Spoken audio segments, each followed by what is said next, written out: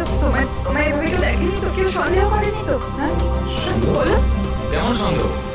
কি অঞ্জলি, তুমি কাঁদছো কেন? আর তোমার চোখগুলো এরকম বসে গেছে কেন? তুমি তুমি এত কাঁদছো কেন? কি হয়েছে? তুমি আমায় জিজ্ঞাসা করছো কি হয়েছে? তুমি জানো না কি হয়েছে? আমি কি করে জানবো কি হয়েছে? আমি তো এইমাত্র বাড়ি এলাম। রঞ্জন, তুমি পাগল হয়ে গেছো নাকি আমায় পাগল বানাচ্ছ? এত বড় ঘটনা ঘটে গেল আমাদের সাথে, তুমি এমন বিহেভ করছো যে যেন কিছু হয়নি। কি কি খেলা খেলছো তুমি? কি খেলা আরে আমি খেলছো তো তুমি? খেলা খেলছি না। কি তখন থেকে বলে চলেছো তুমি? রঞ্জন, কিছু ঘন্টা আগে তুমি তুমি ফোন করেছো। কি? ওই লাশটা টুকরো করে ওই টুকরোগুলোকে পুকুরে ফেলে দিয়েছো, আর তুমি এমন বিহেভ করছো যেন কিছু হয়নি। মনে করো তুমি কেন এমন বিহেভ করছো? অঞ্জলি, তোমার কি হয়েছে? কিছু নেশা করেছো নাকি তুমি? হ্যাঁ, পাগলের মতো কথা বলছো। আরে কি খুন, কি মারা, কি কি এসব? What wrong with you? এক মিনিট, তোমার জামায় রক্ত, তোমার জামাতে রক্ত, আর তোমার মাথায় চোট লেগেছিল, আর এইসব তুমি জামা পরে চেঞ্জ করলে, কোথায় গেল এইসব কিছু? কত রক্ত পাগল হয়ে লেগেছিল। গেছো তুমি? আজ সকালে এই জামাটা পরেই তো গিয়েছিলাম অফিসে। এখন টায়ার্ড হয়ে এত রাতে অফিস থেকে বাড়ি এসেছি, টেনশনে রয়েছে, তুমি উল্টো পাল্টা বলে যাচ্ছ, ইরিটেট করছো আমাকে। আর এইসব কি গল্প তৈরি করছো খুন টুনের? হ্যাঁ, রঞ্জন, রঞ্জন ভালো করে মনে করো, হ্যাঁ তুমি আমায় কল করেছিলে আর তুমি খুব ঘাবড়েছিলে। রঞ্জন, তুমি তুমি তুমি তুমি কাঁদছো কেন? সব ঠিক আছে তো? তখনই তুমি নিচে আসতে বলে, আর সাথে টুল বক্স আর পরিষ্কার করার কাপড়ও নিয়ে যেতে বলেছিলে। অঞ্জলি, রঞ্জন, এটা কি করে হলো? এত রক্ত, এই চোট, আর তুমি এইসব জিনিস কেন আমাকে আনতে বললে? অফিস থেকে গাড়ি করে বাড়ি আসছিলাম, তো রাস্তায় একটা মেয়ে আমার থেকে লিফট চাইলো। আমি ওর সাহায্য করতে গেলাম, তো আমার উপর হামলা করে দিল, আমার উপর। আর আমি নিজেকে বাঁচানোর জন্য আমি ওর খুন করে দিয়েছি। অঞ্জলি, আমাদের আমাদের এই লাশটাকে কোথাও একটা লুকাতেই হবে। ওই লাশটা আমরা শহরের বাইরে একটা পুকুরের কাছে নিয়ে গেলাম।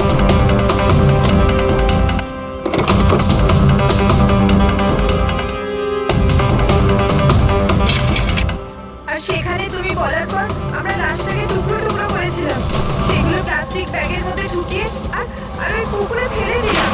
আর তারপরে তুমি আমার বাড়িতে ড্রপ করে দিলে, আর তুমি বলেছিলে যে তুমি একটু পরেই বাড়ি চলে আসবে। তুমি আমায় এটা বলতে চাইছো যে যাকে আমি চিন্তাই না আমি তার খুন করে দিয়েছি? হয় তুমি স্বপ্ন দেখছো, নয়তো তোমার মাথায় কিছু একটা চলছে, সেটা আমি জানি না। আর যদি তোমার কথায় একটু সত্যতা থাকে, can you prove it? I will.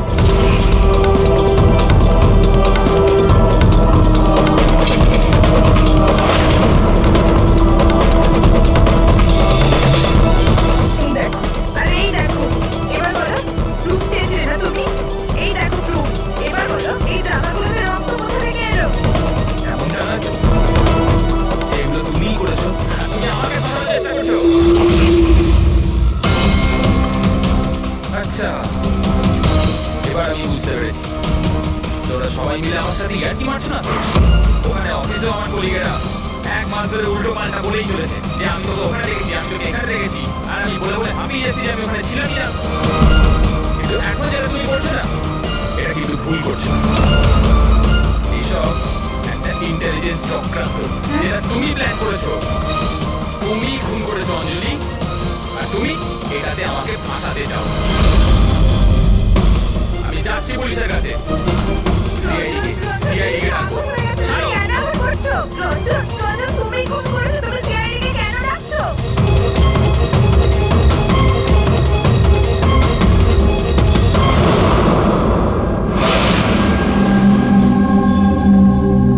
তার মানে আপনি বলতে চাইছেন যে আপনি আপনার স্বামী মানে এনার সাথে মিলে একটা মেয়ের লাশ এই শহরের বাইরে মানে একটা লেখে ফেলেছেন? হ্যাঁ স্যার, আমি এটাই বলছি, আর এই সব কিছু আমি ওর বলাতেই করেছি। কিন্তু আপনার স্বামী তো বলছেন এই কিছু জানেনই না। ইনফ্যাক্ট উনি আমাদের এখানে ডেকেছেন। স্যার, এই মহিলা সব উল্টো পাল্টা বলছে, আমাকে ফাঁসানোর চক্রান্ত হচ্ছে, আর কেউ তাতে জড়িত। উল্টোপাল্টা আমি নয়, উল্টোপাল্টা এ বলছে। প্রথমে নিজের দোষ ঢাকার জন্য আমাকে দিয়ে এই সব কিছু করিয়েছে, আর এখন এখন নিজেই না বলছে। স্যার, আমি আপনাকে সত্যি কথা বলছি। আমি বলেছিলাম না যে আমার হ্যাঁ, ওই একই রকম দেখতে লোকের কথা। যে আপনার বন্ধু অ্যালেক্সরা আপনার মতো দেখতে লোকের সঙ্গে দেখা করছে, কিন্তু এটা মনে হচ্ছে না যে আপনার এই গল্পটা সত্যি কম আর কাল্পনিক বেশি লাগছে। স্যার এই লোকটা আপনাদের মিথ্যে বলছে, আমি সত্যি বলছি। ইনফ্যাক্ট আপনারা তো জানেনও না যে কি হয়েছিল। স্যার রঞ্জন আমাকে টুল বক্স আর একটা কাপড় নিয়ে নিচে পার্কিং এ ডেকেছিল, আর ওখানেও আমাকে বললো যে ও একটা মেয়েকে খুন করে ফেলেছে। সেখানে আমরা লাশের টুকরো করে জলে ফেলে দিয়েছিলাম। স্যার প্লিজ আমায় বিশ্বাস করুন স্যার, একই রকম দেখতে একটা লোক এরকম করছে, আর না হলে সবাই মিলে চক্রান্ত করছে যাতে আমাকে ফাঁসানো হচ্ছে। 1 মিনিট এক সময়ের জন্য চুপ থাকুন, আর আপনি আপনার গাড়ি চাবিটা দিন এখনই এই মুহূর্তে, আর এখান থেকে লিখে যাব। একবারে এনএসডি ফরেন্সিক ল্যাবে যান, তাহলে আমরা জেনে যাবো যে আপনাদের দুজনের মধ্যে কে সত্যি বলছে আর কে মিথ্যে বলছে।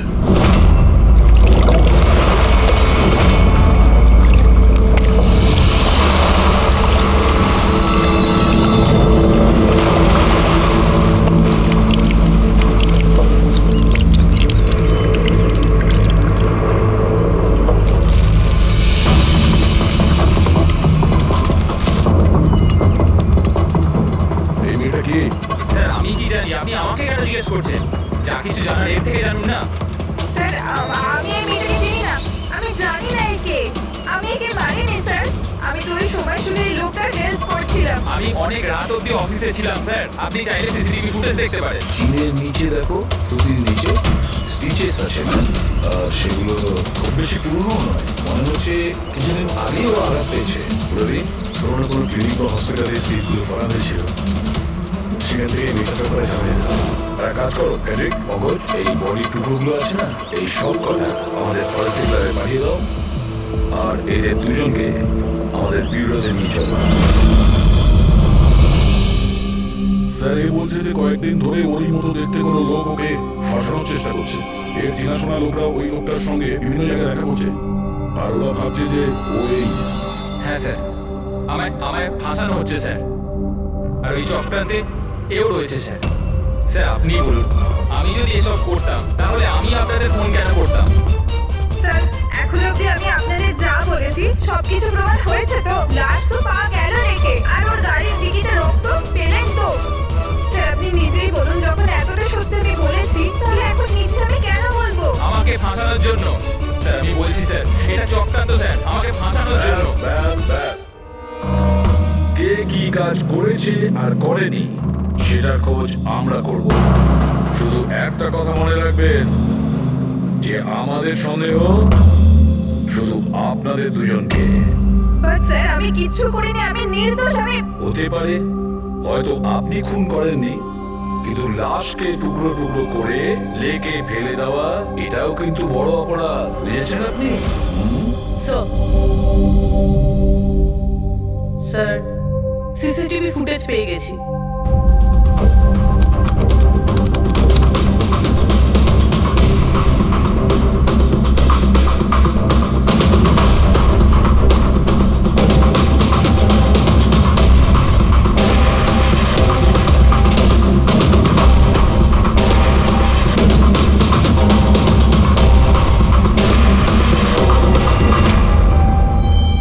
এ তো খালি। কিন্তু স্যার আমি সত্যি কথা বলছি, আমায় বিশ্বাস করুন, আমি ছিলাম অফিসে। আমি বুঝতে পারছি না কেন আমায় দেখা যাচ্ছে না স্যার। মিস্টার রঞ্জন, আইন বিশ্বাসের উপর চলে না, প্রমাণ চাই। আপনার অফিসের যে ফুটেজ ছিল সবার সামনে, আপনি ওখানে নেই, তার মানে এটাই হচ্ছে যে আপনার মিসেস যেটা বলছে সেটাই সত্যি। না না স্যার, আমি সত্যি কথা বলছি স্যার, আমি অফিসেই ছিলাম। আমি বুঝতে পারছি না যে এটা কিভাবে হলো। হ্যাঁ, কিন্তু আপনার অফিস ফাঁকা দেখাচ্ছে কেন? স্যার রঞ্জনী কোম্পানি সিইও, এই ফ্লোরে শুধু ওই থাকে। ও ছাড়া একজন পিয়নও আছে, সে সেদিনকে ছুটিতে ছিল। আচ্ছা, রঞ্জন বাবু ঠিক ওই দিনেই আপনার পিয়ন অ্যাবসেন্ট কেন?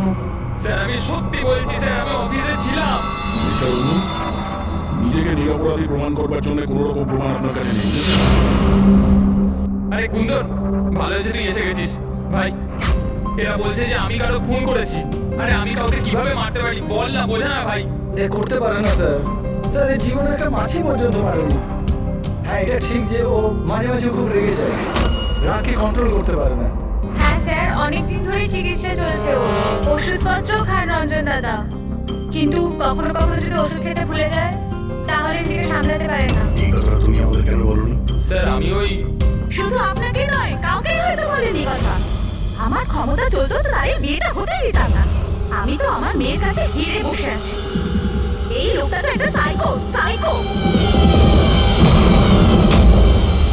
এই রঞ্জন একজন মানসিক রোগী রোগী। এর পার্সোনালিটি ডিসঅর্ডার আছে। এর মাথা তো সেটাই মনে রাখে যেটা ও মনে রাখতে চায়, বাকি সমস্ত কথা তো এ ভুলে যায়। হতে পারছে যে খুনটা এই করেছে আর ভুলে গেছে। ব্যাপারটা হচ্ছে যে আমি আগে অসুস্থ ছিলাম, কিন্তু তারপর আমি ঠিক হয়ে গেছিলাম। আপনি এরকম কেন বলছেন? কুন্দন, কুন্দন তুই বল, আমি সত্যি বলছি কিনা। যদি আপনি বলুন না। আরে তুমি বলো না। আপনারা আমায় এভাবে কেন দেখছেন? আরে আমি সাইকো নই, আমি অসুস্থ নই, কোনো মানসিক রোগ নেই আমার, একদম ঠিক আছি আমি। আরে বলো না, বলো না। বাস, অনেক হয়েছে। এটা তোমার বাড়ি নয়, বিউগো। এই নাটক এখানে চলবে না। একটা কাজ করো, পাশের ঘরে গিয়ে এনাদের বসাও। যান, ওই দিকটা যান যান। সমস্ত প্রমাণ ওই রঞ্জনের বিরুদ্ধে, আর তাছাড়াও ওর আচরণটা ঠিক নেই। কিন্তু বুঝে উঠতে পারছি না, জানি না কেন আবার এই ব্যাপারটা এড়িয়েও যেতে পারছি না।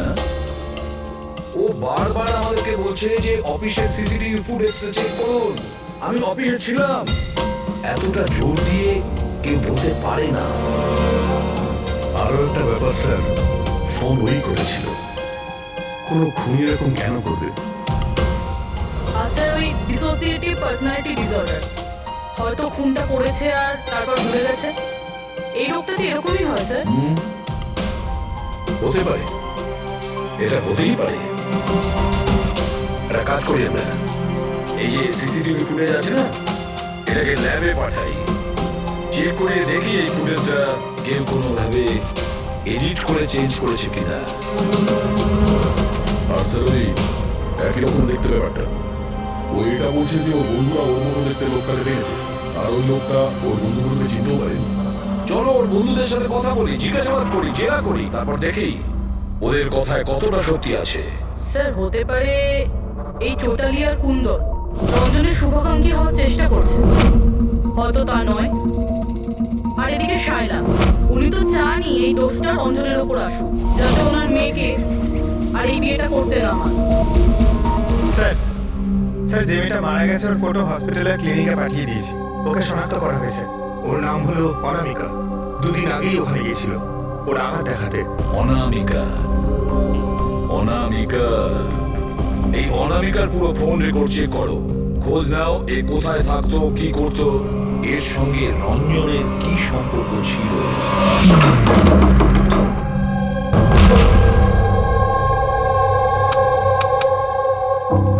স্যার, অনামিকা হসপিটালে এই অ্যাড্রেসটাই দিয়েছিল। এবার কি করি? দেখা যাক, কোনো প্রমাণ নিশ্চয়ই পাবো। একটু আশেপাশে দেখো কোনো প্রতিবেশী আছে কিনা।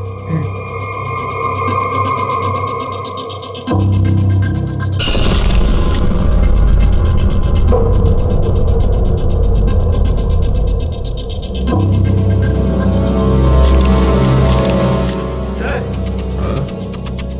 এটা অঙ্কিত, অনামিকার প্রতিবেশী। হ্যালো স্যার, কি হয়েছে বলুন? অনামিকা ঠিক আছে তো? না, অনামিকার খুন হয়ে গেছে, আর আমরা সেই জন্যই এর তদন্ত করছি। আপনি ওর ব্যাপারে কিছু বলতে পারেন যার সাহায্যে আমরা খুনি পর্যন্ত পৌঁছতে পারি? না স্যার, আমি ওর ব্যাপারে বেশি কিছু তো জানি না। হ্যাঁ, তবে এটুকু জানি যে ও অ্যাসিস্ট্যান্ট ডাইরেক্টর ছিল আর এখন একটা ইন্টারন্যাশনাল শর্ট ফিল্মে কাজ করছিল। ইন্টারন্যাশনাল শর্ট ফিল্মে? আচ্ছা, ওর কোনো বন্ধু কিংবা আত্মীয় যে এখানে ওর সঙ্গে থাকতো? ও তো এনারাই ছিল স্যার, এই কিছু মাস আগেই এখানে থাকতে এসেছিল। আমি তো ওর পরিবারের কাউকে দেখিনি। হ্যাঁ, ওর একটা বয়ফ্রেন্ড ছিল যার সাথে ও ঘন্টার পর ঘন্টা ফোনে কথা বলতো। ও ফোনে যার সঙ্গে কথা বলতো ও যে ওর বয়ফ্রেন্ড ছিল, এটা আপনি কি করে জানলেন? স্যার, আসলে আমি ওর কথাগুলো শুনেছিলাম। ও ব্যালকনিতে দাঁড়িয়ে ওর সাথে খুব জোরে জোরে কথা বলতো অনেকক্ষণ। আর ওদের কথা শুনে মনে হতো স্যার ওর বয়ফ্রেন্ড ভালো লোক নয়। ঝগড়া হতো খুব দুজনের। কথা শুনে মনে হতো নিজেদের মধ্যে মারপিটও করে। ইনফ্যাক্ট এই দুদিন আগেই ওরা নিজেদের মধ্যে মারপিট করেছে। ওর মুখেতে সেলাইও পড়েছিল আর ওর চোখেও আঘাত লেগেছিল স্যার। আপনি দেখেছেন ওর বয়ফ্রেন্ডকে? আমি স্যার ওকে কখনো দেখিনি, কিন্তু ওর নামটা জানি স্যার। আচ্ছা, কি নাম কি ওর? রঞ্জন। রঞ্জন?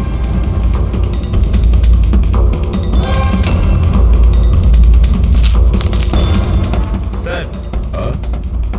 এই দেখুন, এই অনামিকার পাসপোর্টে এই বার্সেলোনার ভিসা লাগানো রয়েছে।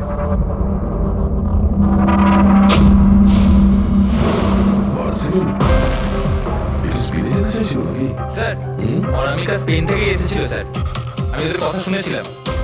স্যার ও বিরক্ত হয়ে গেছিল রঞ্জনের জন্য, সারা জীবনের জন্য স্পেন ফিরে যেতে চাইছিল। স্যার আমার মনে হয় ওর খুন রঞ্জনই করেছে। ও চাইতো না যে ও স্পেনে চলে যাক।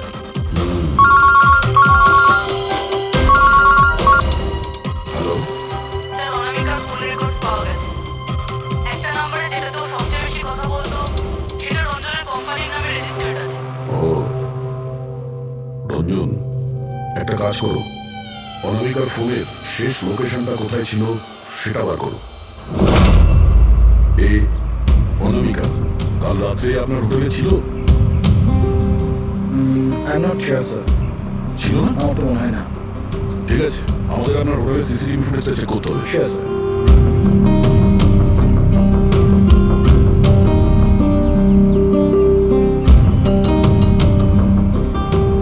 এই তো অনামিকা।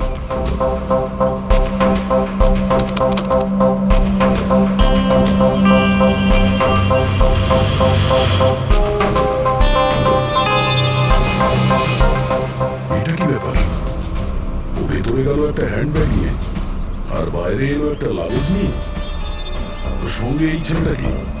স্যার ও তো আমাদের বেল বয়। বেল বয়? কোথায় আছে এখন? কাল রাত্রে তুমি যখন ওই মেয়েটার লাগেজ নিয়ে বাইরে যাচ্ছিলে তখন ওর জন্য কি অপেক্ষা করছিল বাইরে? হ্যাঁ স্যার, একজন লোক তো ছিল, ওর জন্য ওয়েট করছিল। কে ছিল? লম্বা রোগা করে একজন ছিল। লম্বা রোগা করে? এ ছিল ওই লোকটা? স্যার মনে হচ্ছে তো এরকমই ছিল। দেখে তাই মনে হচ্ছিল মানে? স্যার ও দূরে দাঁড়িয়ে ছিল তাই আমি ঠিক মতো দেখতে পাইনি। ও, তার মানে এই রঞ্জন ও আমাদের মিথ্যে কথা বলেছে। ও অনামিকাকে আগে থেকেই চিনত আর শেষবার অনামিকা ওর সাথেই ছিল। রঞ্জন বলছে যে আপনারা ওকে আলাদা আলাদা জায়গাতে দেখেছিলেন, কিন্তু ও বলছে ওখানে ছিলই না। ব্যাপারটা কি বলুন তো? স্যার আমি একদিন কফি শপে কফি খাচ্ছিলাম, আমি দেখলাম যে রঞ্জন বাইরে কারোর সাথে কথা বলছে। রঞ্জন, রঞ্জন, এই রঞ্জন! স্যার আমি যখন ওকে ডাকলাম ও জানি না কেন আমার কথা না শুনে অন্যদিকে চলে গেল। রঞ্জন! কিন্তু স্যার যখন আমি এটা ওর সঙ্গে কথা বললাম তখন ও বললো যে ওখানে ছিলই না। আমি জানি না ওখানে মিথ্যে কথা বললাম। আর লীলা দেবী, ওকে আপনি কোথায় দেখেছিলেন? কান্দিওয়ালাতে একটা জুয়েলারি শপে। ওর সঙ্গে একটা মেয়েও ছিল। রঞ্জন, রঞ্জন! আচ্ছা, এই মেয়েটা ছিল কি? হ্যাঁ স্যার, এই মেয়েটাই ছিল। কিন্তু যখন ওর সঙ্গে আমি ফোনে কথা বললাম বলতে শুরু করলে আমি তো ওখানে ছিলামই না। আর তোমার সঙ্গে কি এটাই ঘটেছে? হ্যাঁ স্যার, ও বাজারেতে আমার সামনে দিয়ে যাচ্ছে, আমি ওকে হাত দেখালাম, ভাই বললাম, মদন রে তো সরাসরি আমায় ইগনোর করলো, অটোতে বসে চলে গেল। এদিকে দেখ ভাই, আমি রঞ্জন, রঞ্জন। ঠিক আছে, thank you very much. Sir এদের কথা শুনে মনে হচ্ছে রঞ্জন ইচ্ছে করে ওদের সামনে এসেছিল আর এরকম বিহেভিয়ার করেছে। কিন্তু অভিজিৎ, কি কারণ হতে পারে এরকম ব্যবহার কেন রঞ্জন করেছিল? না না না না, কিছু না কিছু গোলমাল তো নিশ্চয়ই আছে অভিজিৎ। যেখানে যেখানে এরা রঞ্জনকে দেখেছে না, দেখি ওখানে কোনো সিসিটিভি ফুটেজ পাওয়া যায় কিনা।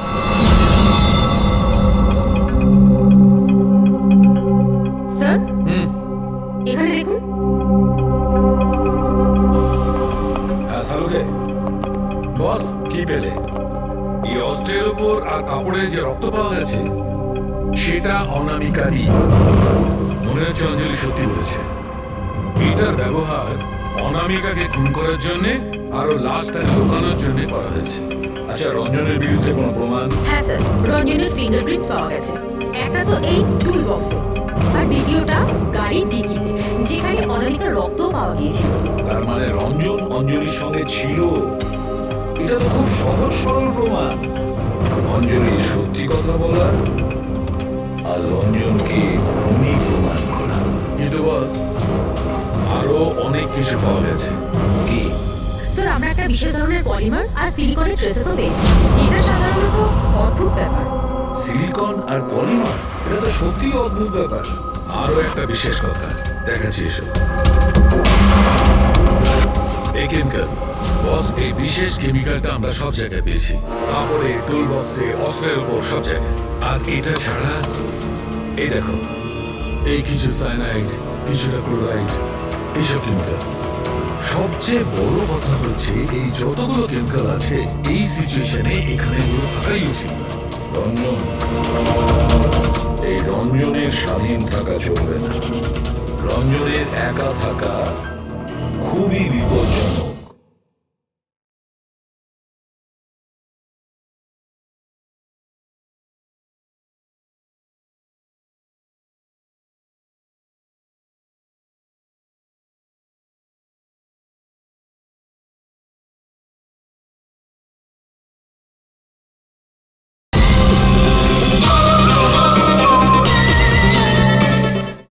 অনামিকার প্রতিবেশীরা বলছে যে তুমি অনামিকার বয়ফ্রেন্ড।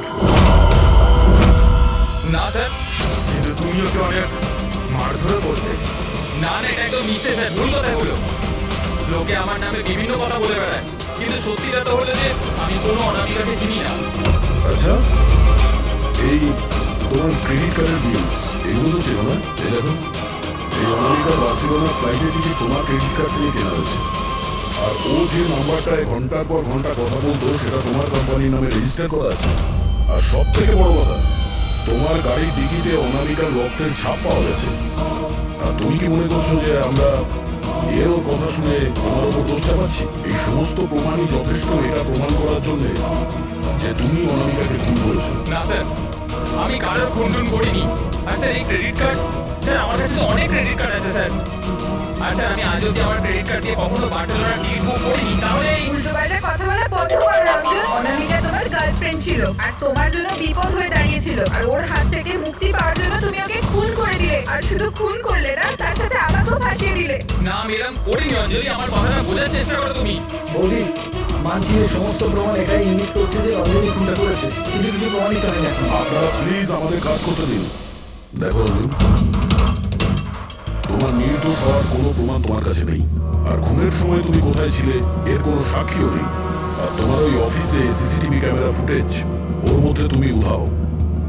অনামিকার হোটেলের বাইরে তোমার গাড়ি দাঁড়িয়ে থাকা, তোমার গাড়ির ডিকিতে অনামিকার রক্ত পাওয়া, ফোন রেকর্ড, ক্রেডিট কার্ড বিলস, তোমার বাঁচার আর কোনো রাস্তা নেই। এই একই রকম দেখতে অ্যাঙ্গেলটা একবার পরিষ্কার হয়ে যাক, তারপর তোমাকে অ্যারেস্ট না করার কোনো কারণ আমাদের কাছে থাকবে না। ততক্ষণের জন্য তুমি এখানে নিজের বাড়িতেই নজরবন্দি থাকবে, ফ্রেডির তত্ত্বাবধানে।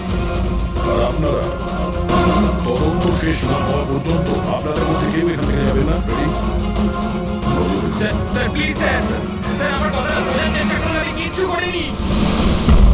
পূর্বী, তুমি কি বলছো তুমি খেয়াল করেছো? হ্যাঁ স্যার, স্যার ইমেজ ফরেন্সিক এক্সপার্টরা কনফার্ম করেছে এই রঞ্জনের ফুটেজের সাথে এডিট করা হয়েছে। এই ফুটেজটায় কিছু আউট অফ ফোকাস ব্যাপার আছে, যেটা থেকে এটা প্রুফ হয় যে এখানে কেউ একজন ছিল, যেটাকে খুবই ভালোভাবে ডিলিট করা হয়েছে। কোনো আর কেউ নয়, ও রঞ্জনী। তার মানে ওই একই রকম দেখতে গল্পটা সত্যি। অনামিকা খুনের সময় ও অফিসেই ছিল। তাহলে ওর খুন কি করে করবে? একটাই লোক একই সময়ে দু জায়গায় কি করে হতে পারে? স্যার, স্যার সেই সব সিসিটিভি ফুটেজ পেয়ে গেছি যেখানে রঞ্জনের বন্ধুরা রঞ্জনকে দেখেছে। কফি শপ, জুয়েলারি শপ আর মার্কেটে। দরজা খোলো, বাইরে বেরোতে দাও। আরে কেন আমাকে আটকে রেখেছো?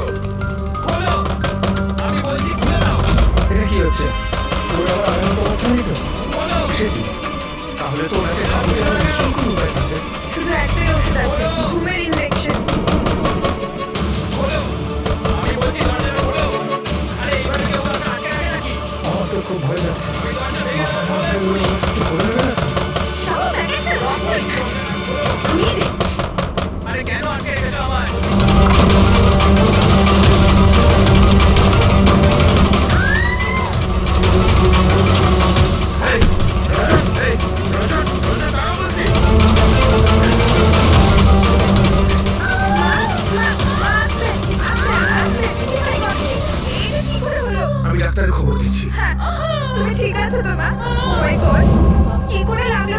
স্যার এটা কফি শপের ফুটেজ।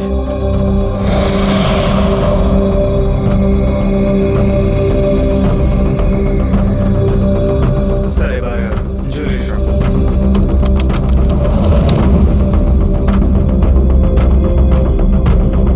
তোর সঙ্গে অনামিকাও ছিল। এখনো পর্যন্ত সবকিছু তো নর্মাল লাগছে।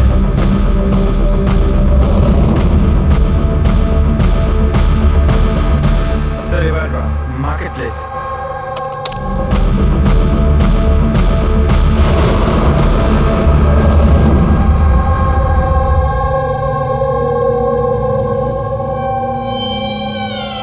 পঙ্কজ একটু রিওয়াইন্ড করো। হ্যাঁ, আগে ওই রঞ্জনকে জুম করো।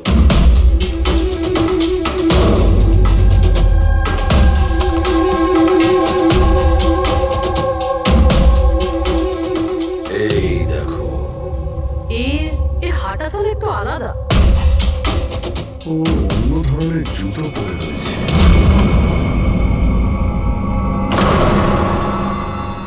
কিন্তু এটা কি? দয়া ওয়াকিং বুট পরেছে, ওয়াকিং বুট। যার পায়ের হাড়ে কোনো প্রবলেম থাকে না সে ওই ওয়াকিং বুট পরে। কিন্তু রঞ্জনের পা তো একদমই ঠিকঠাক আছে। সেটাই তো, এটা তো হতেই পারে না। তাহলে ও কি?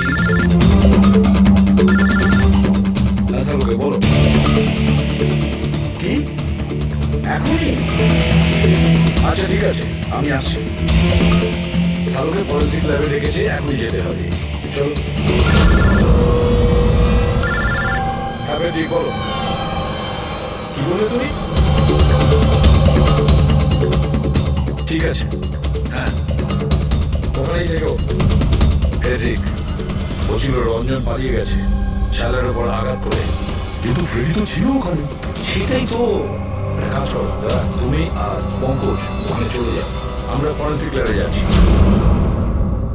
আচ্ছা সালুকে তুমি রঞ্জনকে গ্রেফতার করতে বারণ করেছিলে, ব্যাস ও তো ওদেরকে আঘাত করে পালিয়ে গেছে। আর তুমি এখানে এসব কি করছো? এখানে এখানে এরকম মিউজিয়াম সাজিয়েছো কেন?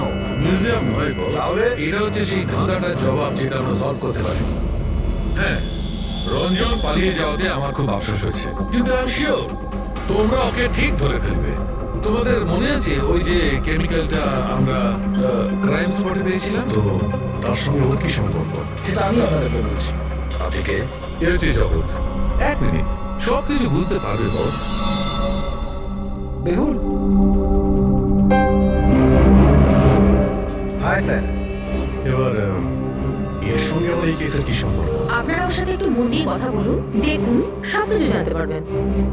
এটা বলুন তো যে আপনি কে, আর এই কেসের সঙ্গে আপনার কি সম্পর্ক?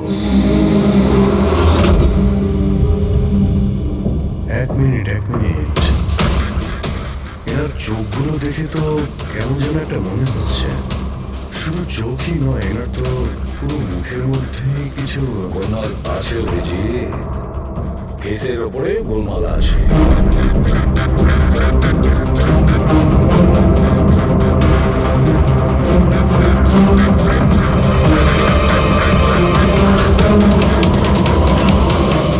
ও থ্যাংক ইউ বেহুল। এটা কি? আমি বলছি বস, ওই কেমিক্যালস যেটা ক্রাইম স্পটে পাওয়া গেছিল, আসলে ওই কেমিক্যালটা এই ধরনের মাস্ক আর নকল রক্ত তৈরি করতে কাজে লাগে। বিশেষ করে এই সিলিকন মাস্ক, যেটা ওই সিনেমাতে ব্যবহার হয়। সব থেকে বড় ব্যাপার হচ্ছে এর মধ্যে চোখের পাতা থাকে না, আর চোখের জন্য এখানে গর্ত একটা থাকে আসল মুখের মতো, যাতে যে এটা পড়বে তার আসল চোখটা এই গর্ত থেকে বেরিয়ে এসে যাতে ও দেখতে পায়। আর স্যার, এটাকে বানানো কিন্তু অত সহজ নয়। হাই কোয়ালিটি সিলিকন আর পারদর্শী লোকই এটা বানাতে পারে।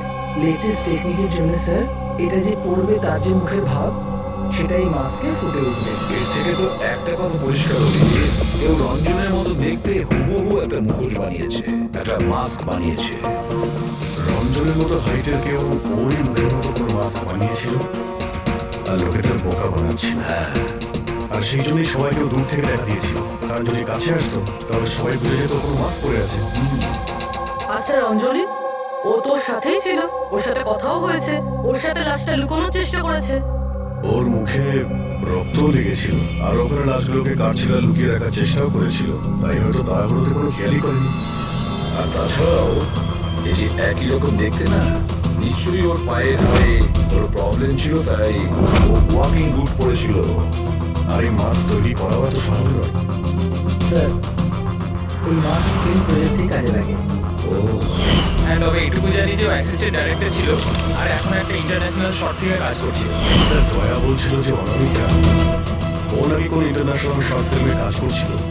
ওর পক্ষে এগুলো করা তো খুবই সহজ। তার মানে ও রঞ্জনের গার্লফ্রেন্ড ছিল না, ওকে নিজেরই খুনে ফাঁসানোর চেষ্টা করেছিল। সেই জন্যই ও রেলওয়েকে গাড়ি উঠতে নিয়ে গিয়েছিল। সে নিজের প্রতিবেশীর সামনে রঞ্জনের সাথে ফোনে কথা বলার নাটক করেছিল। মানলাম, ওই আমি মানলাম, কিন্তু কেউ নিজের মৃত্যুর ষড়যন্ত্র নিজে কেন করবে? মানে আমি বলতে চাচ্ছি, অনামিকা তার নিজের মৃত্যু কেন নিজে ডেকে আনবে? না না না না, কিছু তো একটা গোলমাল আছে।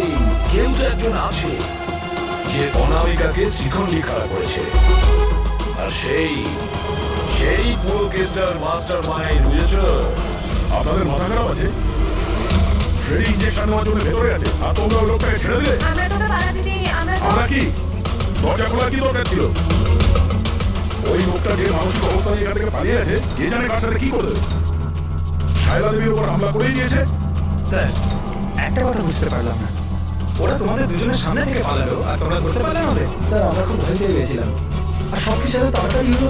স্যার, আমরা যদি মাঝখানে আসতাম তাহলে আমাদের উপর হামলা করতে পারতাম না স্যার। হ্যাঁ, যেমনভাবে আন্টিকে হামলা করেছিল আমাদেরও করতে তাহলে। এক মিনিট, শায়লা দেবীর উপর হামলা? কিন্তু কিভাবে?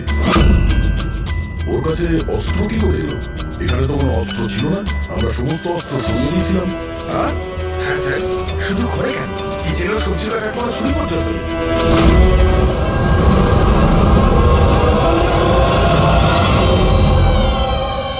স্যার, এ হলো আমাদের প্রোডাকশন হাউসের মেকআপ আর্টিস্ট, আর স্যার এই মাস্ক বানাতেও এক্সপার্ট। তুমি অনামিকার জন্য মাস্ক বানিয়েছিলে, তাই না? বানিয়েছিলে কিনা? হ্যাঁ স্যার, উনি আমাকে টাকা দিয়েছিলেন আর এটা তো আমার কাজই স্যার। তাহলে এটাও বলে ফেলো যে কাজটা কার জন্য করেছিল, এই মাস্কটা কার পড়ার কথা ছিল। বলো বলো, তাড়াতাড়ি বলো, সময় নেই আমাদের। আর হ্যাঁ, যার মুখে তুমি মাস্ক বানাও তার মাপ নেওয়ার দরকার আছে, ম্যাপিং করার দরকার আছে। হ্যাঁ স্যার। তার জন্য বানিয়েছিল ওই মাস্ক। কে ওই মাস্কটা পরতো? বলো তাড়াতাড়ি।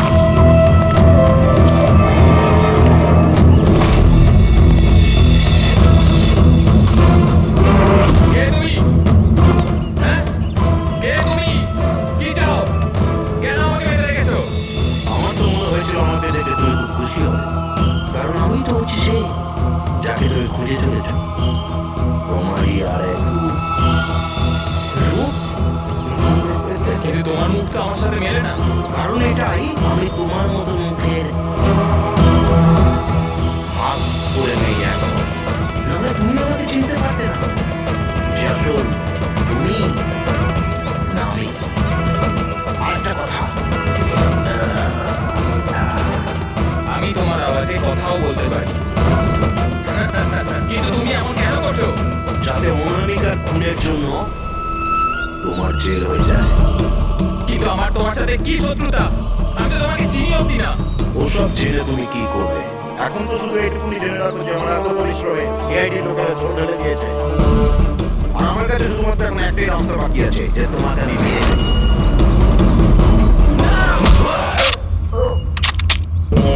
সিআইডি তোমরা এখানে কি করে? তোমাকে ফলো করতে করতে এখানে পৌঁছেছি। ওই মেকআপ ম্যান সব কিছু বলে দিয়েছে তোমার ব্যাপারে। ও ভুল করেছো তোমরা এখানে এসে। রঞ্জনকে তো আমি কিছুতেই ছাড়তে পারবো না, কারণ আমি ওকে মারবার জন্য কন্ট্যাক্ট নিয়েছি। কিন্তু এখন তোমরা ওর সঙ্গে মরবে।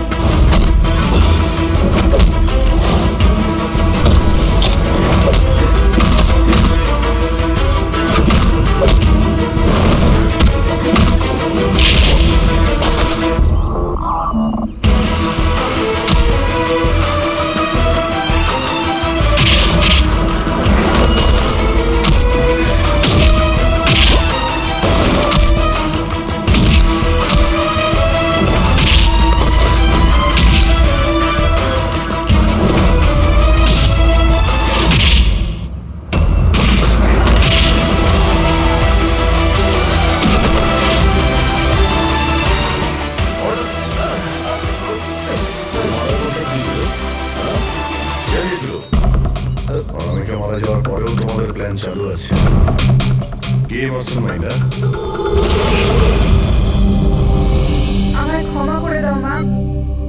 তোমার মতের বিরুদ্ধে গিয়ে বিয়ে করে আমি অনেক বড় ভুল করে ফেলেছি। কখনো ভাবতেও পারিনি যে ও এসব করতে পারে। রঞ্জন কোথায়? ওকে পেলেন না আপনারা? পাওয়া গেছে রঞ্জনকে। আপনারা সবাই এটা জেনে হয়তো অবাক হলেন যে রঞ্জন নির্দোষ। এটা আপনারা কি বলছেন? কোন রঞ্জনই করেছে? একদম না, রঞ্জন খুন করেনি। খুন করেছে আপনাদের মধ্যে কেউ একজন।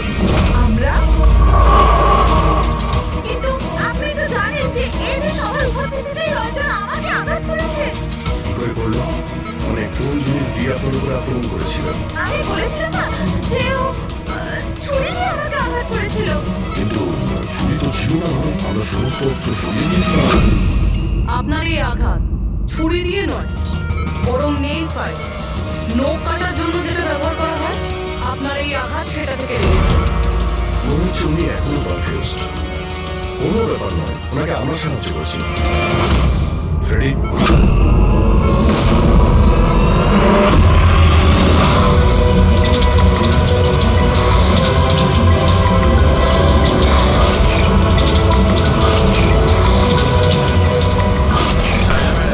আমরা জানতে পেরে গেছিলাম অনামিকার প্রতিবেশী হুমকি এসবের সঙ্গে যুক্ত। তো এই জন্য আপনি আমার বাড়ি থেকে তাড়িয়ে দিয়েছিলেন, যাতে আমার কিডন্যাপ করে আপনি আমাকে খুন করতে পারেন।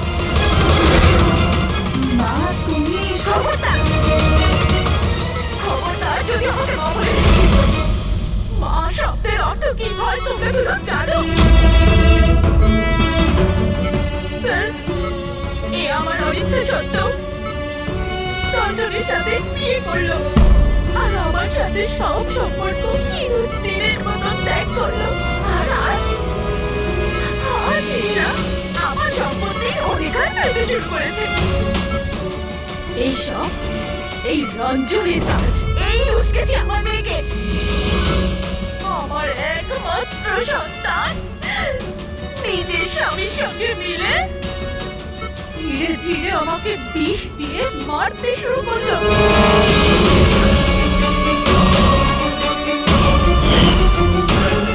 দুবোটা তাড়াতাড়ি করো অঞ্জলি, এটা নিয়ে গিয়ে মায়ের ঘরে রেখে দাও, যাও।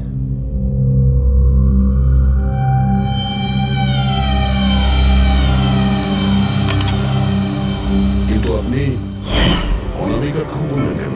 ওর কোনো দোষ ছিল না, কিন্তু আমার কাউকে তো একটা দরকার ছিল এই সব কিছু করার জন্য। কিন্তু আমি এদের দুজনকে শাস্তি দিতে চেয়েছিলাম যে রঞ্জনের ফাঁসি হয়ে যাক আর রঞ্জনের সারা জীবনের মতো জেল। শারদা দেবী, এদের প্রতি আপনার ঘৃণা আপনাকেও এদেরই মতন অপরাধী বানিয়েছে। এদের দুজনেই তো শাস্তি হবেই।